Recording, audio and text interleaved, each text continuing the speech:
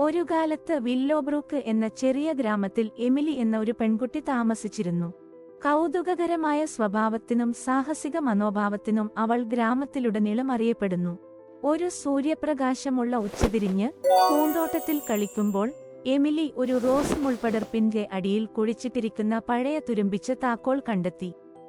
അവളുടെ കണ്ടെത്തലിൽ കൗതുകം തോന്നിയ അവൾ താക്കോൽ എന്ത് തുറക്കുമെന്ന് ചിന്തിച്ചു.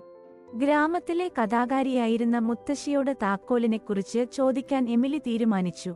അത് പരിശോധിക്കുമ്പോൾ അമ്മൂമ്മയുടെ കണ്ണുകൾ തിളങ്ങി. ഈ താക്കോൽ, അവൾ പറഞ്ഞു, റൂഫ് സ്റ്റോറിലെ പഴയ മേശയുടേതാണ്. ഇത് വർഷങ്ങളായി പൂട്ടിയിട്ടിരിക്കുന്നു. നിഗൂഢതയിൽ ആവേശഭരിതയായി എമിലി തട്ടിന്റെ മേൽക്കൂരയിലേക്ക് കുതിച്ചു. അവളുടെ മുത്തശ്ശി തൊട്ടുപിന്നിൽ. പൊടിപിടിച്ച പുരാതന വസ്തുക്കളും മറന്നുപോയ നിധികളും മേൽക്കൂരയിൽ നിറഞ്ഞിരുന്നു. അങ്ങേയറ്റത്തെ മൂലയിൽ സങ്കീർണമായ കൊത്തുപണികളുള്ള ഒരു വലിയ മരമേശ ഉണ്ടായിരുന്നു. താക്കോൽ പൂട്ടിലേക്ക് തിരുകുമ്പോൾ എമിലിയുടെ കൈകൾ പ്രതീക്ഷയോടെ വിറച്ചു. തൃപ്തികരമായ ഒരു ശ്രമത്തോടെ ടേബിൾ ഡ്രോ തുറന്നു.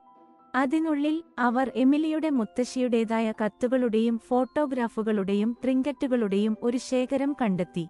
യുദ്ധസമയത്ത് കൈമാറ്റം ചെയ്യപ്പെട്ട പ്രണയലേഖനങ്ങൾ, കുടുംബയോഗങ്ങളുടെ ബ്ലാക്ക് ആൻഡ് വൈറ്റ് ഫോട്ടോഗ്രാഫുകൾ, അവരുടെ യാത്രകളിൽ നിന്നുള്ള ചെറിയ ഓർമ്മക്കുറിപ്പുകൾ എന്നിവ ഉണ്ടായിരുന്നു. എമിലിയും മുത്തശ്ശിയും മണിക്കൂറുകളോളം ഓർമ്മകൾ അരിച്ചിറങ്ങി.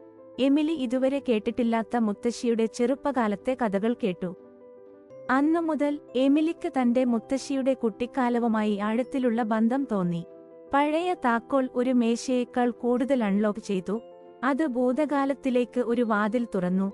അവളുടെ മുത്തശ്ശിയുടെ ജീവിതത്തിന്റെ ഫ്ലാഷ്ബാക്ക് കണ്ടെത്താൻ അവളെ അനുവദിച്ചു. കുടുംബത്തിന്റെ പ്രാധാന്യവും തലമുറകളെ ബന്ധിപ്പിക്കുന്ന കഥകളും ആ അനുഭവം അവളെ പഠിപ്പിച്ചു. അങ്ങനെ ഒരിക്കൽ നഷ്ടപ്പെട്ട താക്കോൽ കണ്ടെത്തലിന്റെയും ബന്ധത്തിന്റെയും അമൂല്യമായ പ്രതീകമായി മാറി. എമിലിയെയും അവളുടെ കുടുംബത്തെയും അവരുടെ വേരുകളെക്കുറിച്ചും ഭൂതകാല കഥകളിലെ സാഹസികതകളെക്കുറിച്ചും ഓർമ്മപ്പെടുത്തുന്നു.